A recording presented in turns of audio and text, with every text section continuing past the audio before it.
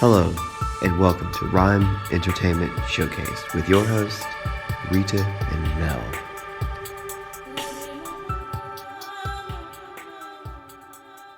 Hi everyone, and welcome to RIME Entertainment Showcase.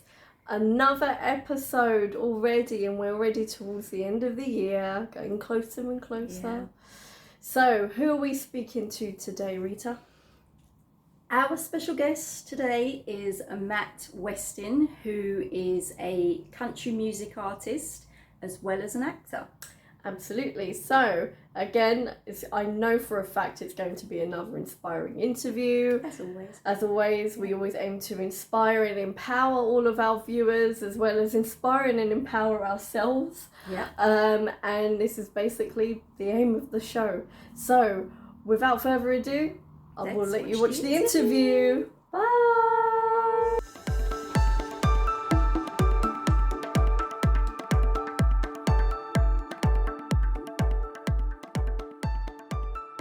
Today we are speaking to Matt Westin, who is a country music artist and actor. Welcome to RIME Entertainment Showcase, Matt. Hi guys, thank you for having me. It's really good to be here. It's our pleasure. So you've been acting and singing since you were very young. Can you tell us about your journey growing up and where did your passion start? Well, it's funny. I really didn't start singing until I was in college. I couldn't sing when I was a kid. It was pretty bad. I tried out for a middle school play, and it was a disaster. They basically just said, I don't think this is for you. Thanks for trying out. Maybe next year. They were being nice to me.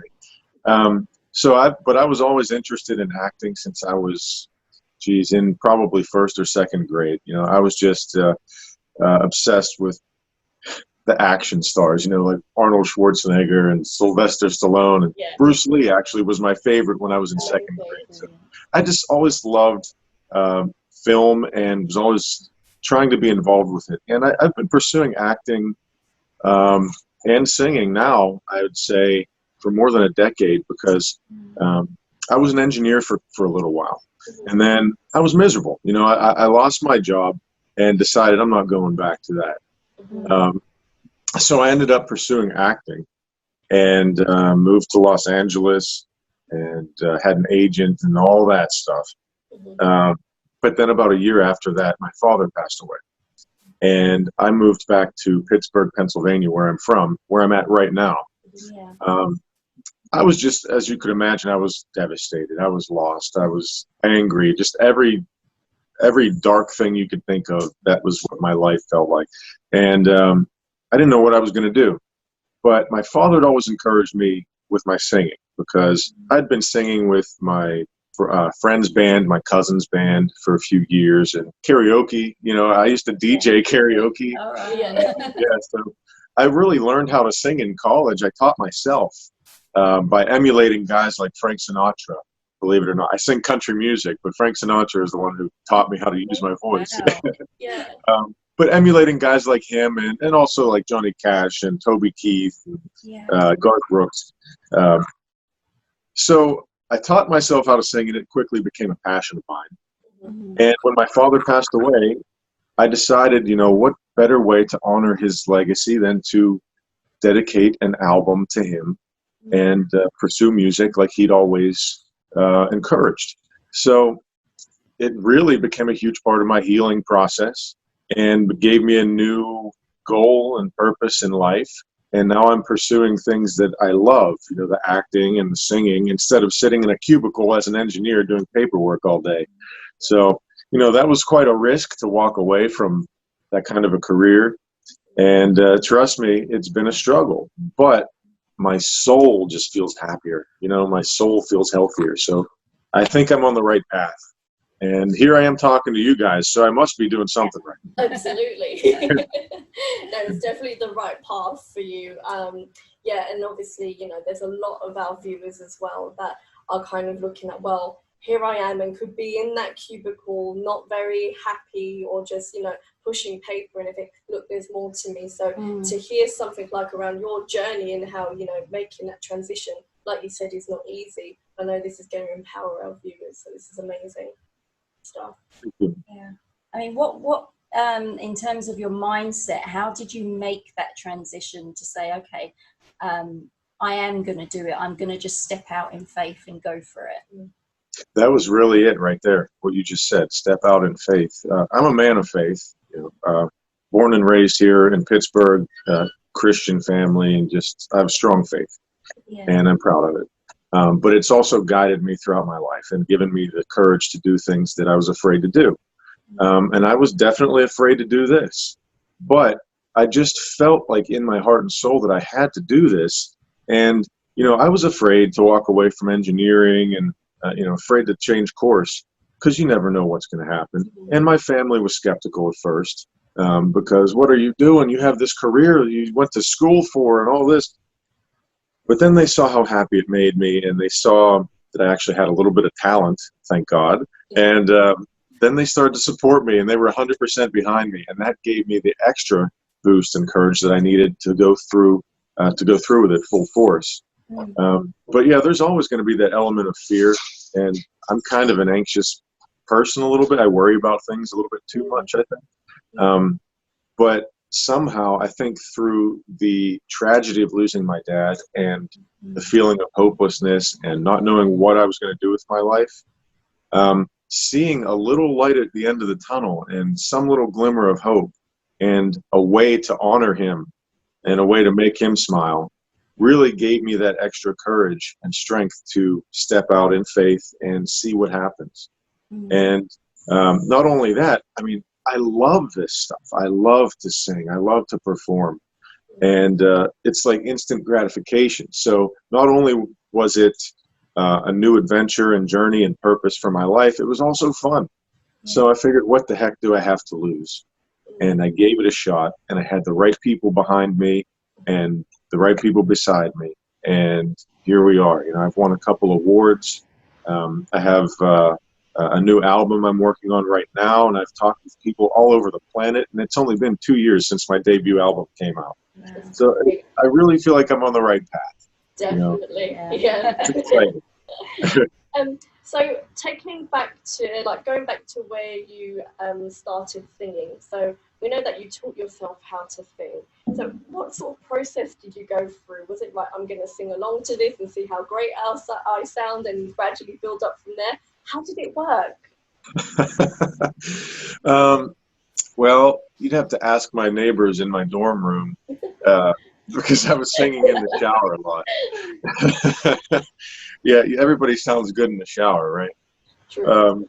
But when I was in college, I went to Carnegie Mellon University here in Pittsburgh, and it's a very, very difficult school. And I double majored in 2 types of engineering. So you could imagine I was stressed out. Well, music really was an escape for me mentally. I found myself walking to class or doing whatever every time I'm by myself singing. And it was almost like a release for me. So it was like therapy, But I would just really emulate the guys that I really admired and loved their music. Like I said, Frank Sinatra is one of my all-time favorites, and that whole era of music. So I would sit there and try to sound as close to them as I could without trying to change my voice. I was just working on how do my vocal cords work? How do I make this sound with my voice? And then the more you do it, the stronger those muscles get and the easier it gets. And then you can progress from there. So it was a lot of singing in the shower, singing in the car, and singing with the one group I was with in college. It was a Christian group on the campus where I needed some good friends that I could trust and confide in and grow with.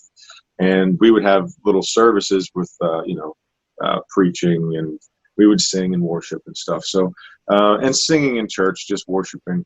That was really where I learned until I got into karaoke, and then it really took off. But that was after college. So, and that's where it really took off. And I got a taste of performing in front of people singing, and that was addicting. So it really was step by step and figuring out my voice for myself. And then when I started recording, my producer, Brian Cole, gave me some tips. You know, his vocal coach is actually the same vocal coach that Metallica uses. You know, it's really high-end vocal coach. So he gave me some tips that he received from them, and it really widened my range quite significantly. And it seems like every time I step into the recording studio, I get better and better.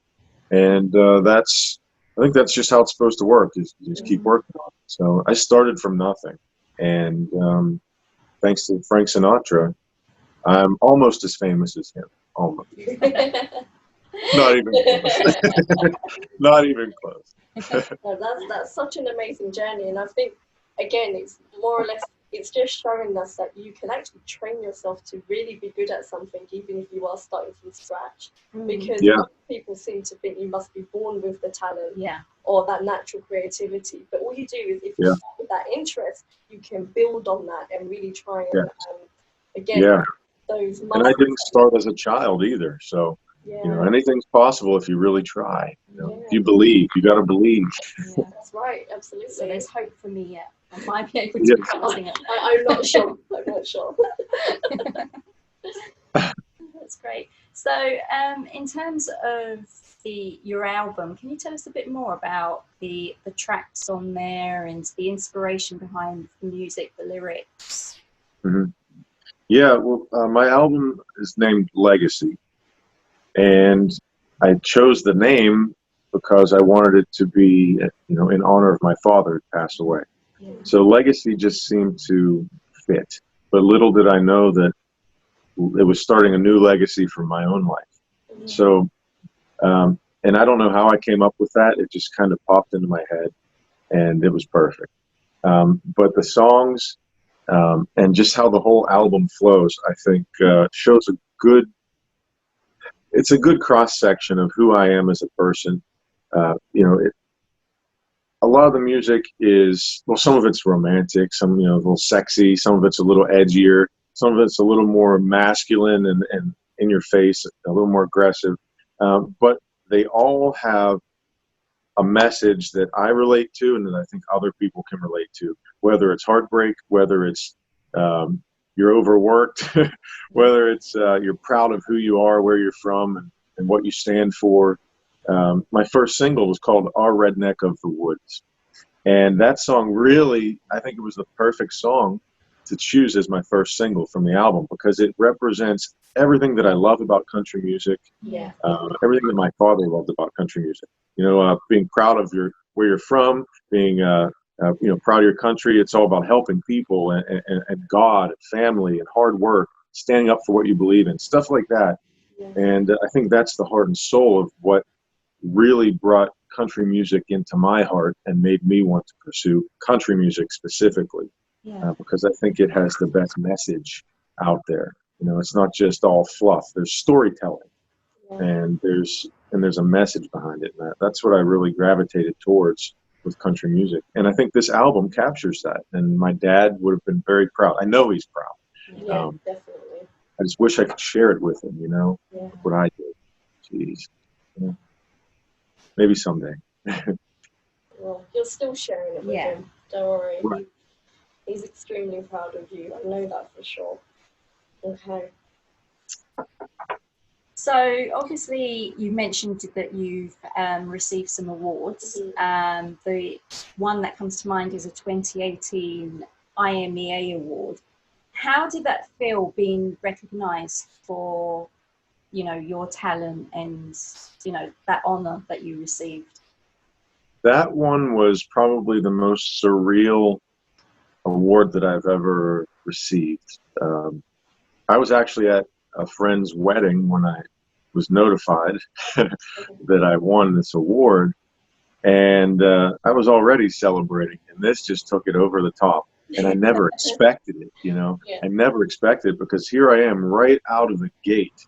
Debut album just came out a few months before that, and I won the IMEA, I think it was Male Vocalist of the Year, or Country Male Artist of the Year. And I was like, are you kidding me? Like, this quickly, things are already taking off. I couldn't believe it. And, you know, I couldn't have been more proud. And it was just, it really told me that I was doing the right thing, Yeah. you know, because I was like brand new to all of this. And here I go, I have an album out there. I hope somebody likes it. And then the next thing you know, I'm getting an award. Yeah. I was like, it just gave me peace. Honestly, inside, it gave me so much peace to know that I was doing something good and my life was getting better, because I was in a really dark place when I lost my dad. Yeah. So this was a huge boost to me. And then the following year, I won the IMEA Album of the Year. And I was actually more proud of that one because the focus wasn't on me, it was on the album. And the album I did for my father. You know, the album is what meant so much to me. It wasn't so much I'm doing this for look at me, the fame, you know, this and that. You know, it all came from the heart. And the album being recognized meant so much more to me, just because of where it came from. And it helped to turn the tragedy into a triumph. So I couldn't be more proud. I don't even remember what the question was. I'm just rambling. I'm sorry. No. I'm sorry, guys. You're on point. Absolutely. It's just like a lot of memories, you know. I think like what you mentioned about how the album and the award for that, I think like you said, you were doing it for a purpose in terms of like honouring your father. And I think, as you said, it's not about, oh, look at me. It was about that giving aspect. And I think that's where almost that energy of award came through, because it was more from a place of love and giving. And I think that's what was the reward from it. Absolutely. Good way to put it. Yes.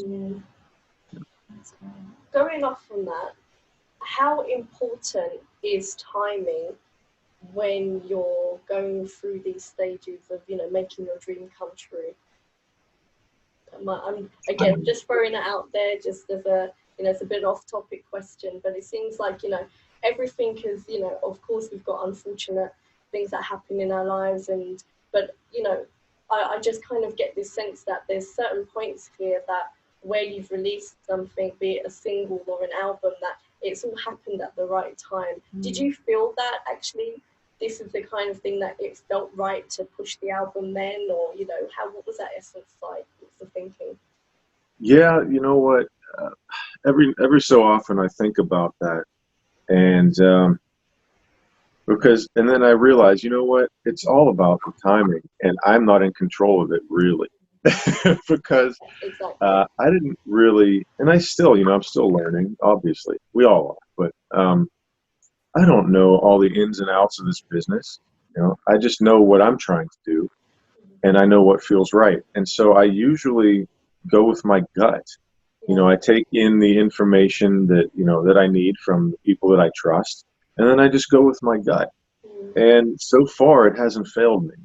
And I think a lot of that has to do with, honestly, I feel like this has been blessed from the beginning. Because it's coming from the right place and for the right reasons. And I feel like really God has been over this, and taking care of it and taking care of me. So it's really all in God's timing. I don't mean to preach here. I'm just saying, like, that's really what it feels like to me. You know, I just kind of go with my gut and where my heart feels is the right way to go and when to do it. So. Yeah, it's all feeling. I don't know. It might be risky to do it that way. I don't know, but I don't know. I take the advice that I need, and then I go with my gut. Yeah, definitely. And I think you feel that, you know, that spiritual push almost as into that, using that intuition thinking, right now, I think this is time now. And get that higher power and that guidance. Yeah, I've always felt that if I do what I'm supposed to do, or at least I do the best that I can, I'll end up where I'm supposed to be. Yeah. And not that it's all going to be sunshine and rainbows. No, that's not life. But at least I will know that I did it in good faith, and there's no regrets. Yeah. Exactly. Perfect. Yeah. I think what springs to mind is there's a saying where it says God's delays are not God's denials, and that's something that kind of resonates. Like I always say that, you know, to Mel. It's like, you know, it doesn't mean just because it's not happening right now that it's not going to happen. It is just Right. when the time is right. Right.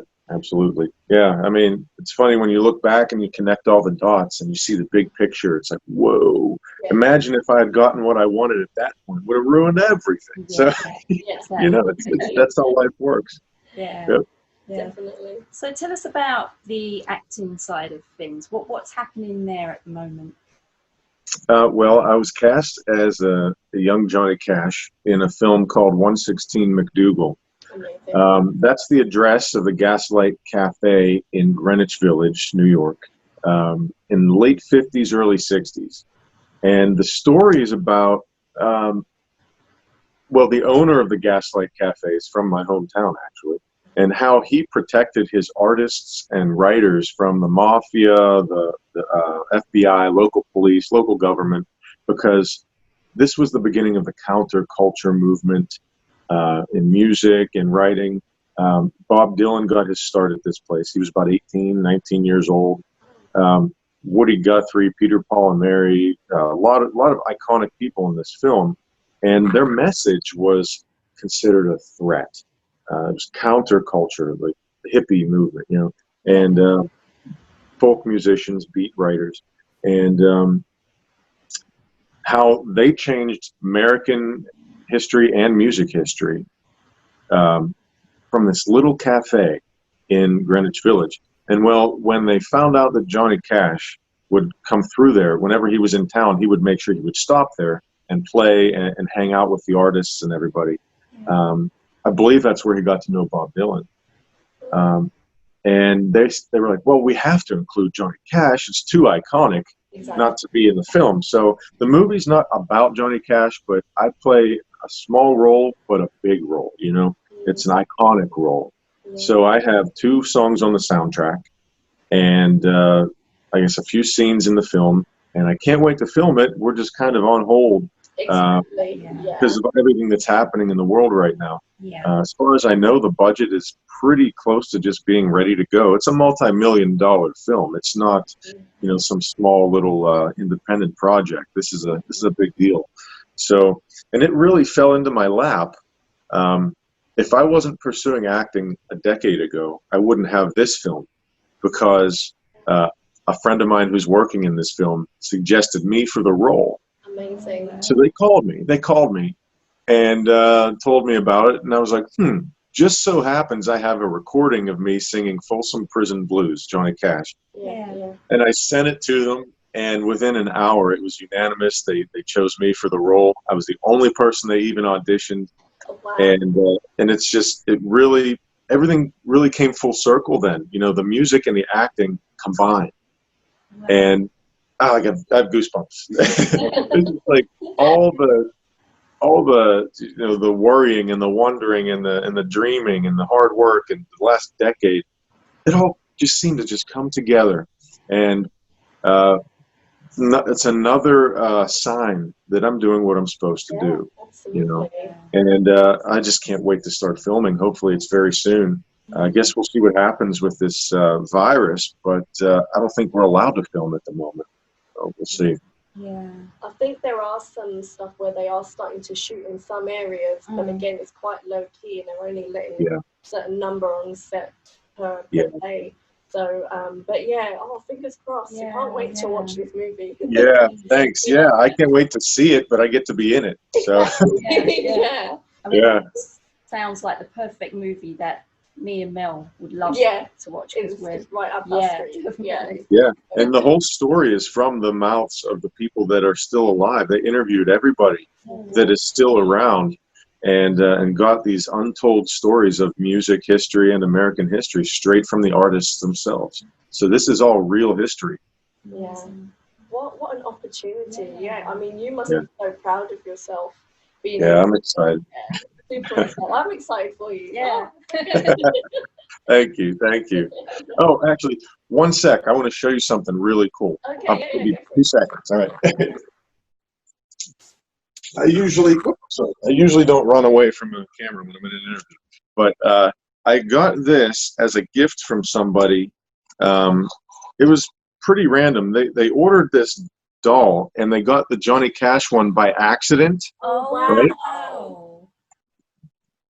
116 is the number of the doll. That's amazing. 116 MacDougal, the movie. Exactly. I was like, really? If that's not a sign, I don't know what is. Yeah. So, and they got this by accident. They sent them the wrong doll. And so here it is. Pretty cool.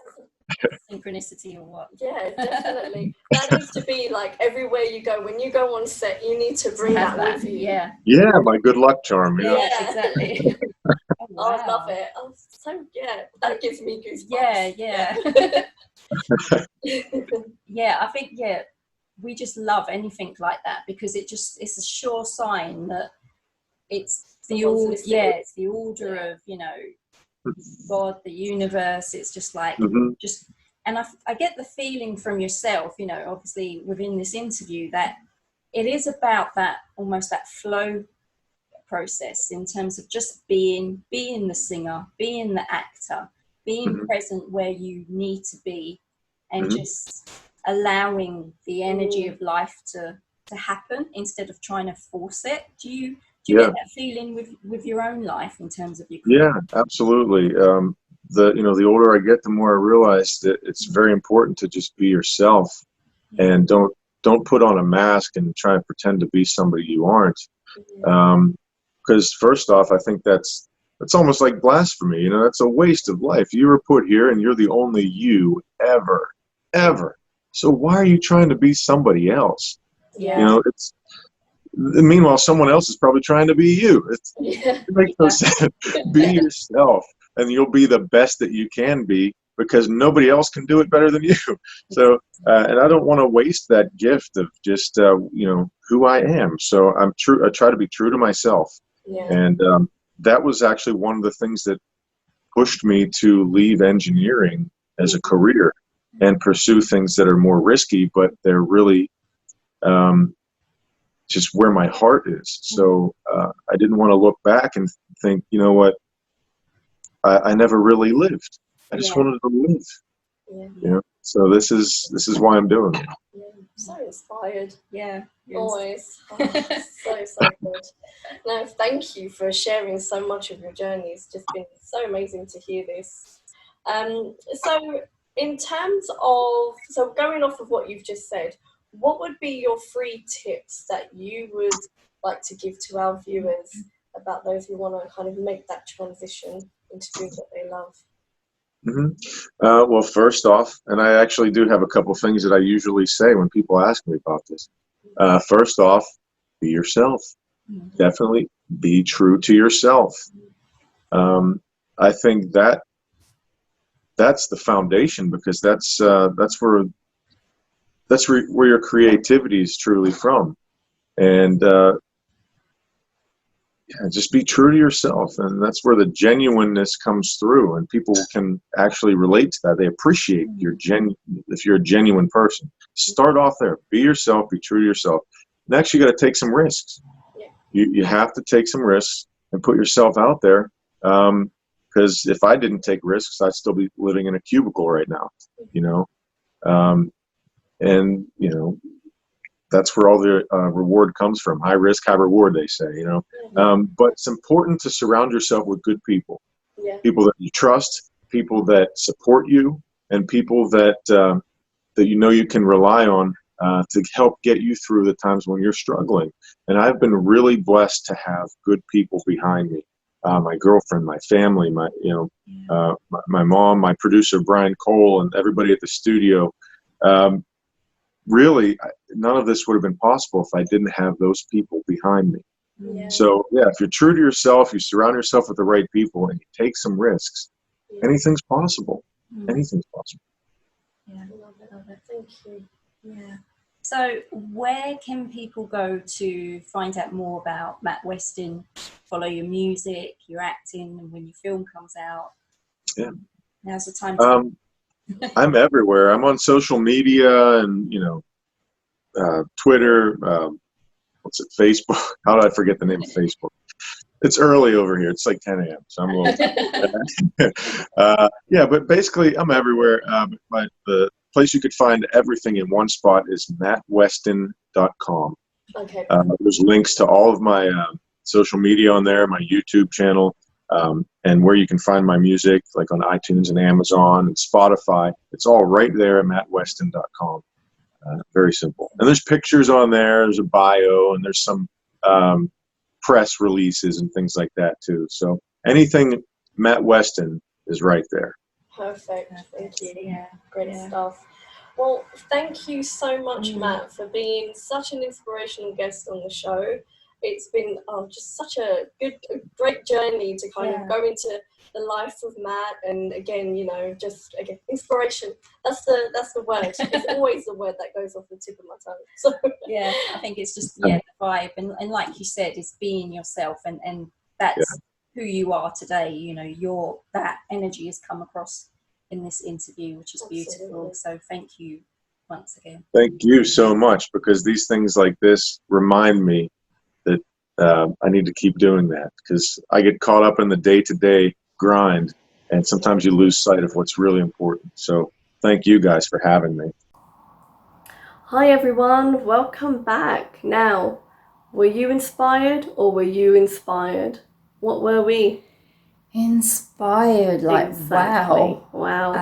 I don't even think it was just inspired. No, I think there was an just- energy. There was. We couldn't explain. It was just it was flowing. It was high energy, high spirited, and I think definitely it's just something that if you're unaware of how to make those steps to make it happen, whether you've got an interest in something or you're just saying, oh, actually, I wouldn't mind trying a bit of this, that, or the other, why not just go do in it. and just learn about it and do it? Do your research, just practice and get better and better and better. And I think this is basically the message that was going through today's conversation. Not only that, timing, synchronicity, you mentioned. Just being yourself. And being real with it. And there are highs and lows, and sometimes, unfortunately, those lows teach us very valuable things and also give us the energy we need to get back out there. And to build up from that and to keep going. And to use that inspiration and create a legacy, which Matt is doing. Yeah, absolutely. So go on, find out about Matt, more about Matt on his website, www.mattwestin.com.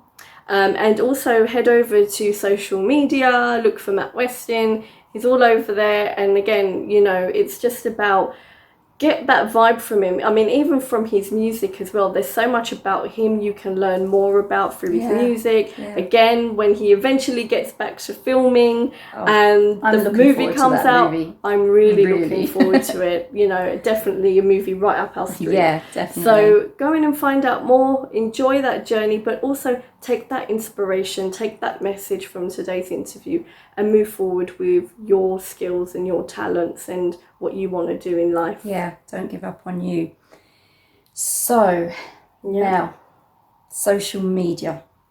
So, I've given you the plug for Matt Westin. I nearly forgot to plug in our own stuff, but don't forget to also follow us at RIME Entertainment Official. And also our other Instagram is at sisters_in_rhyme. And how do we spell rhyme? RIME. And we didn't go in sync. We went opposite ways. We're just going to bump heads together. Just going with the flow, energy. Yep, exactly that. But again, more inspirational guests, and we just know, again, that you're going to get so much motivation. So keep watching the show. And until next time, we'll say ciao. Bye. We hope you enjoyed the show. Stay tuned for more RIME Entertainment Showcase. You and me go back to those young hell-raising days. Wasn't no rule we didn't break, just a couple of rowdy renegades. When we blew it up, tore it down like Jesse James had come back around. Getting caught, getting high, I took your blame and you took mine. Saying, hey bro, I got your back. Dare anybody to go jacking with